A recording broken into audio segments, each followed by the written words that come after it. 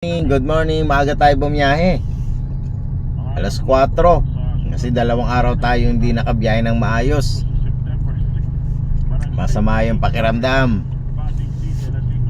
Ngayon, nakahatid tayo dito sa Terminal 2. Waiting tayo ngayon ng pasahero. Set destination ako na papuntang San Jose del Monte, Bulacan.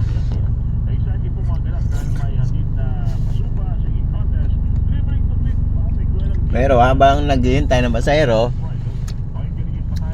to, kain muna tayo ng taho. Taho. Almusal natin, taho.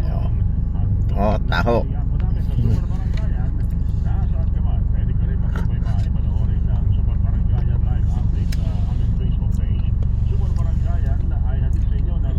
Sana makakuha tayo ng booking dito papunta ng terminal, papunta ng San Jose del Monte.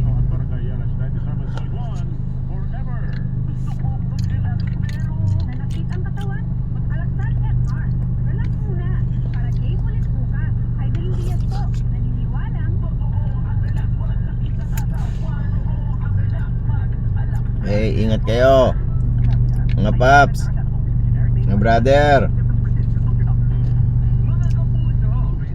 mga kapwa ko TNBS driver. Ingat po tayo sa biyahe.